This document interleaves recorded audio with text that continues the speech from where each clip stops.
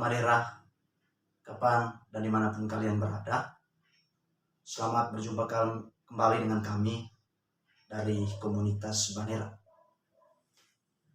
Kali ini kami hadir kembali untuk menghibur aktivitas harian teman-teman, dan barangkali kalau boleh berkenan, cobalah untuk singgah di dalam rumah Banera sendiri, karena di dalam komunitas ini, dalam channel YouTube ini, kami tentunya akan menghadirkan sesuatu yang cukup menarik untuk menghibur sekaligus untuk menemani aktivitas teman-teman. Pada kesempatan ini kami hadir dengan topik yang berbeda, topik yang dimana kami memperoleh topik ini berdasarkan hasil penelusuran kami terhadap berbagai macam peristiwa sosial yang muncul di dalam ruang kehidupan kita akhir-akhir ini. Berbagai macam peristiwa yang muncul terus kami amati dan terus kami lihat, dan berbagai macam persoalan itu atau konflik itu, akhirnya kami menemukan satu topik yang menurut kami layak dan pantas untuk kami sampaikan pada kesempatan ini, di mana kita sudah mengetahui secara saksama di berbagai macam platform media, di channel YouTube dan berbagai platform lainnya akan menunjukkan bagaimana aksi adu otot antara kedua lembaga negara yang sebetulnya tidak patut untuk dipertontonkan. Kedua lembaga negara ini yaitu lembaga negara Polri dengan lembaga negara TNI. Dalam beberapa waktu belakangan, peristiwa adu jotos ini kemudian hadir bagaikan hujan di musim hujan, di mana rentet sekali kehadirannya. Setelah peristiwa ini selesai, muncul lagi peristiwa berikutnya, tetap di bawah satu atau tetap melibatkan kedua lembaga yang sama, yaitu lembaga TNI dengan lembaga Polri. Kedua lembaga negara ini dalam cara pandang personal saya, merupakan lembaga negara yang seharusnya memberikan teladan yang baik, memberikan atau menunjukkan suatu perilaku berwarga negara yang sehat. Tapi tidak demikian yang ada dalam pikiran beberapa pihak-pihak tertentu di dalam kedua lembaga ini, bahwa di dalam aksi keseharian mereka, dengan gagah dan dengan perkasa mereka memakai baju berwarna hijau sekaligus juga dengan baju polisi, dengan pedenya mereka mempertontonkan perilaku tindakan-tindakan yang tidak selayaknya dipertontonkan. Tetapi saya juga kurang mengerti apa sih sebetulnya yang ada di dalam pikiran mereka, sehingga mereka kemudian tanpa berpikir panjang akan menerapkan pola tindakan semacam itu terhadap sesama aparat negara yang memang memiliki peran penting untuk kehidupan negara ini. Teman-teman channel Banera, berdasarkan fenomena ini, yaitu adu otot antara kedua lembaga negara ini, kemudian akan melahirkan berbagai macam opini publik, berbagai macam pendapat, baik pendapat personal maupun pendapat kelompok, untuk melihat sekaligus menyampaikan komentar-komentar tentang aksi adu jotos tersebut. Tentu ini adalah sebuah risiko ketika aparat negara yang adalah instrumen negara itu sendiri mempertontonkan aksinya di hadapan masyarakat. otomatis akan melahirkan berbagai macam ide. Kali ini kami dari channel YouTube Banera juga tidak berbeda dengan teman-teman yang lain, ingin melahirkan berbagai macam opini tentang peristiwa tersebut. Tetapi kami hadir dengan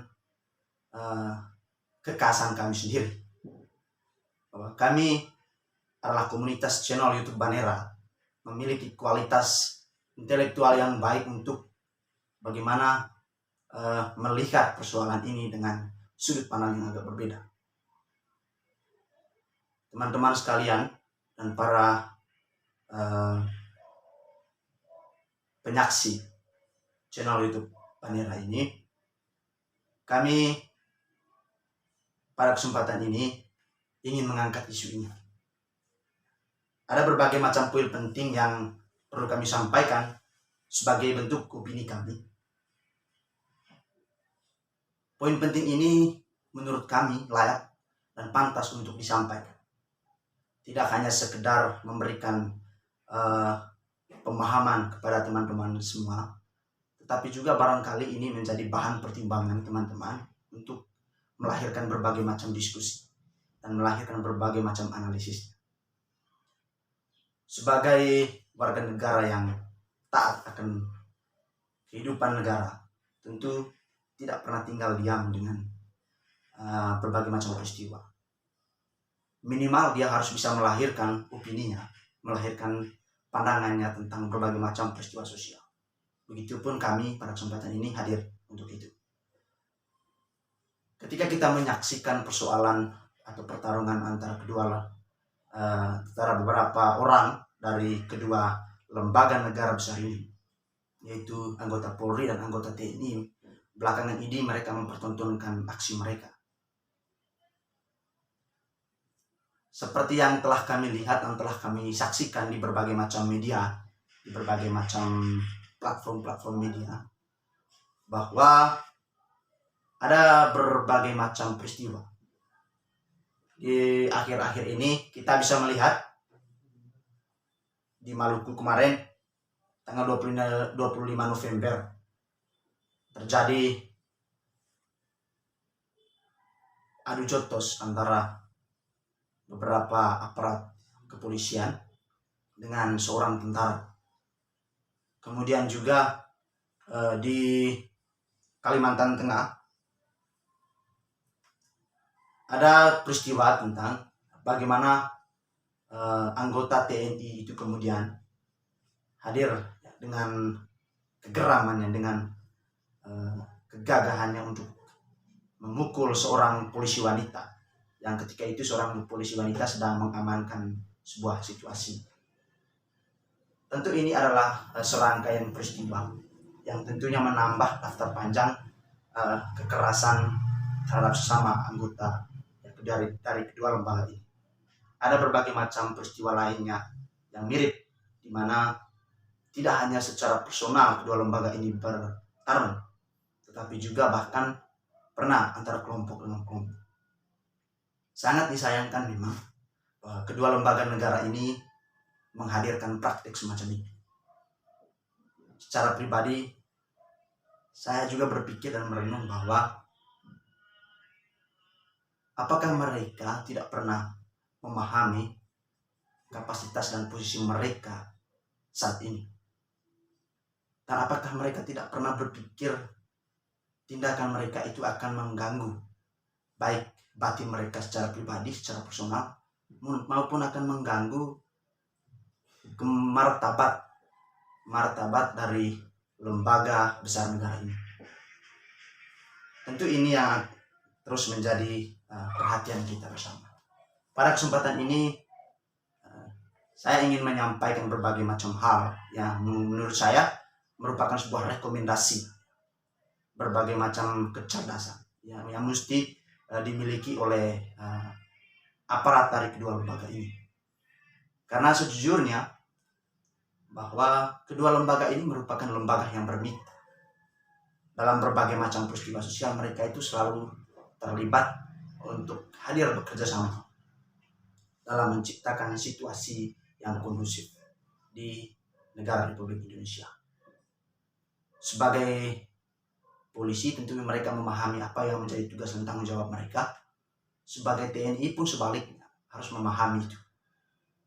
Tetapi tindakan dari beberapa aparat ini, baik dari lembaga kepolisian maupun dari lembaga TNI, sesungguhnya ingin menampilkan satu konfigurasi yang kurang elok, karena ini sudah mencederai konsep bernegara yang sehat sekaligus memukul mundur peradaban bangsa, karena Pancasila dan asas demokrasi kita akan dipertaruhkan dalam hal ini. Bisa saja kedua lembaga ini akan praktek dari beberapa orang ini dari kedua lembaga itu akan menimbulkan tidak hanya persepsi mereka terhadap beberapa orang yang terlibat, namun pula akan menghadirkan opini terhadap lembaga, bisa menjatuhkan derajat dan martabat dari kedua lembaga seksi ini, lembaga negara yang besar ini. Teman-teman sekalian, kapan dan dimanapun kalian berada, berbicara tentang persoalan itu,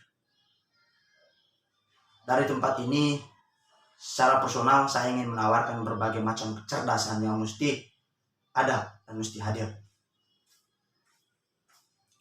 Kecerdasan ini tentu pertama dari kami melihat persoalan dari kedua lembaga ini, saya dan kami dari komunitas Banera yang pertama sangat mendukung sekali bagaimana editorial yang ditulis oleh media Indonesia kemarin. Setelah kami simak dan telah kami baca, kami menyadari betul bahwa apa yang mereka tulis sebagai editorial itu sesungguhnya merupakan hal yang pantas dan memang sangat benar dalam cara pandang kami atau dalam opini kami. Mengapa demikian? Karena ketika kita lihat apa yang disampaikan oleh media Indonesia mengatakan bahwa pertarungan antara kedua lembaga ini itu tidak boleh hanya sekedar saling memaafkan, harus lebih dari itu. Dan bahkan Andika sebagai Panglima TNI mengatakan hal demikian, bahwa persoalan dari kedua lembaga negara ini mesti harus ditindak tegas, bahwa berdamai saja tidak cukup, karena berdamai itu sudah merupakan pola-pola purba atau metode-metode purba yang tidak akan menimbulkan efek jerah sama sekali. Setelah proses saling meminta maaf antara siapapun yang terlibat, habis itu timbul lagi persoalan yang serupa. Artinya tidak ada efek jerah dari pola purba ini, pola lama ini. Tentu yang mesti direkomendasikan sekarang adalah apa? Pola purba itu harus disingkirkan menurut kami. Yang harus diutamakan, yang harus dikedepankan adalah bagaimana aturan kehidupan berwarga negara untuk hadir memberikan efek jerah terhadap mereka. Siapa yang bersalah dalam proses itu, dalam persoalan itu, mereka yang selayaknya dihukum, bukan saling meminta maaf. Karena meminta maaf tidak akan pernah menimbulkan efek jerah. Poin pertama yang ingin kami sampaikan itu bahwa kami sangat mendukung argumentasi media Indonesia sekaligus mendukung pernyataan dari Panglima TNI Indonesia Andika. Pada kesempatan ini juga dalam poin berikut, kami dari channel YouTube Banera dan saya secara pribadi ingin menyampaikan berbagai macam rekomendasi yang menurut kami layak untuk dijadikan sebagai dasar pemikiran dari setiap aparat supaya tidak lagi mempertontonkan aksi kejahatan semacam itu, karena itu merupakan aksi brutal. Premanisme itu tidak pernah muncul tidak layak untuk dipertontonkan dari seorang public figure, bahkan dari seorang aparat negara. Tidak layak, sama sekali tidak layak untuk dipertontonkan. Kecerdasan apa yang ingin kami sampaikan? Ada beberapa hal yang mesti jadi rujukan bagi kedua aparat negara ini. Yang pertama itu adalah kecerdasan hukum. Tentu ketika kita berada di negara Indonesia, hukum itu yang menjadi poin penting. Tidak ada yang kebal dengan hukum. kecerdasan hukum semacam ini harus dimiliki oleh aparat negara itu, supaya mereka tetap bertindak sesuai dengan undang-undang yang telah berlaku, konstitusi yang berlaku. Karena dengan konstitusi itu akan menimbulkan efek jerah. Jangan ada regulasi, tetapi regulasi itu diendap, tidak diterapkan terhadap siapa yang mengalami persoalan. Itu keliru. Kehidupan berwarga negara itu tidak seperti itu. Sebagai bangsa Indonesia yang memiliki regulasi, memiliki undang-undang sebagai prinsip dasar kehidupan, harus dipakai untuk mengatur kehidupan berwarga negara, termasuk mengatur aparat negara yang terlibat dalam persoalan itu. Di sini yang dimaksudkan adalah beberapa pihak dari anggota Polri maupun pihak dari anggota TNI. Itu dari sumber hukumnya, bahwa kami ingin menawarkan supaya mereka, seluruh aparat dari kedua lembaga ini, memiliki kecerdasan hukum. Kecerdasan apa yang mesti dimiliki juga? Kecerdasan yang berikut adalah kecerdasan berwarga negara. Kecerdasan berwarga negara di sini dimaksudkan mereka itu harus memiliki satu konsep yang jernih, bahwa mereka itu adalah kedua lembaga negara yang bermitra. Bermitra di sini otomatis mereka itu mesti kerja bersama, bukan lembaga yang saling bermusuhan.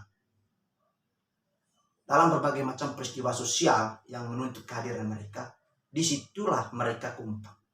Disitulah mereka hadir secara saksama dan harus membangun satu pola kerjasama yang baik. Tidak sedang mempertontonkan kejahatan semacam itu.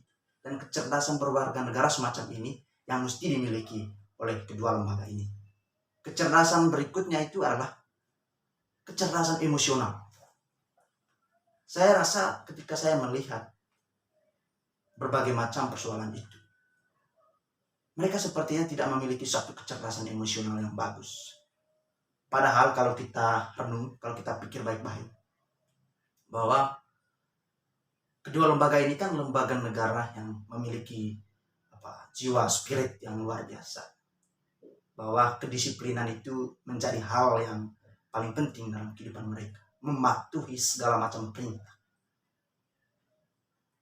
Tetapi hal itu mereka tidak pernah indah. Mereka hanya mengedepankan suatu reaksi emosi yang tidak sehat. Bahwa ketika terjadi persoalan, yang diambil adalah jalan buntu. Padahal kecerdasan emosional itu menjadi penting untuk mereka miliki. Kenapa demikian? Untuk mengantisipasi berbagai macam konflik lainnya. Mengantisipasi supaya mereka tidak terlibat di dalam persoalan itu. Kedua lembaga ini tentu. Bahwa kami ingin merekomendasikan kecerdasan emosional mesti dimiliki oleh seluruh aparat dari kedua lembaga negara ini. Dan mungkin juga untuk lembaga negara lainnya. Bahwa sebagai instrumen negara harus memiliki kecerdasan emosional yang sehat. Yang berikut saya melihat bahwa peristiwa itu mereka sedang menunjukkan ketidakmampuan mereka untuk mengolah emosi. Dan ini akan berimbas kepada bagaimana mereka menunjukkan kepada khalayak umum, kepada publik, bahwa mereka itu sebetulnya tidak memiliki kecerdasan intelektual. Padahal ini poin penting. Kecerdasan intelektual ini mesti dimiliki supaya mampu meng-clear berbagai macam peristiwa tanpa harus mengedepankan emosi, tanpa harus menunjukkan praktek-praktek kekerasan terhadap sesama lembaga negara. Itu yang menurut saya sangat disayangkan. Selain itu, kecerdasan yang harus dimiliki juga itu tidak lepas dari kecerdasan sosial. Bahwa dalam konteks kehidupan sosial, interaksi itu penting, komunikasi itu penting. Seluruh peristiwa sosial tidak seharusnya dan tidak bukan satu-satunya pola, satu-satunya cara, satu-satunya strategi mengatasi berbagai macam persoalan itu dengan saling menunjukkan adu kuat berupa perkelahian. No, bukan itu. Tetapi apa? Tetapi komunikasi sosial yang sehat dan interaksi sosial yang bagus yang mesti dikedepankan. Bagaimana memecahkan suatu persoalan ya, dengan menggunakan kemampuan intelektual yang bagus kemampuan dan kecerdasan emosional yang sehat, pemahaman tentang hukum yang baik, itu adalah serangkaian prinsip, serangkaian hal yang harus ada di dalam hati dan sanubari mereka, serta ada dalam pemikiran mereka di dalam proses pemecahan berbagai macam masalah. Bukan mempertontonkan aksi adu jotos, adu kuat, bukan itu. Karena warga negara tidak pernah mengindahkan dan tidak pernah memuji perlakuan semacam itu. Kecerdasan ini harus terinternalisasi di dalam diri mereka. Ini penting dan menjadi perhatian dari kedua lembaga. Hari ini kami tidak pernah melihat orang yang terlibat dalam persoalan itu, kedua aparat negara yang terlibat dalam persoalan semacam itu, terutama dari lembaga TNI maupun lembaga Polri, mereka sesungguhnya ingin memukul mundur peradaban bangsa ini, sekaligus ingin mencederai kemurnian demokrasi dan Pancasila, serta kemurnian regulasi dan undang-undang. Ini yang menurut kami mereka sebetulnya kurang menampilkan wajah yang elok, praktek yang elok. Padahal kalau kita tahu, kedua aparat negara ini secara konseptual merupakan lembaga yang sah, yang memiliki tugas yang begitu banyak. Salah satunya adalah menciptakan keamanan. Bagaimana bisa menciptakan keamanan kalau mereka sendiri tidak bisa aman? Kedua lembaga negara ini hadir berdasarkan konsep yang kuat bahwa mereka itu harus bermitra, bukan harus bertentang. Karena ketika terjadi pertentangan antara kedua lembaga ini, dari sudut pandang sosiologis, itu akan menciptakan disintegrasi. Dan itu akan menimbulkan konflik. Konflik yang semacam itu akan menodai negara Republik Indonesia. Artinya apa? Pemirsa sekalian, teman-teman sekalian, yang ingin saya sampaikan di sini adalah saya ingin merekomendasikan beberapa kecerdasan tadi, supaya kecerdasan semacam itu harus dipakai sebagai prinsip dasar kehidupan kedua aparat negara ini, kedua lembaga negara ini, supaya seluruh aparatnya terlibat dan tetap mematuhi kecerdasan yang ada. Saya rasa ini hal penting yang mesti teman-teman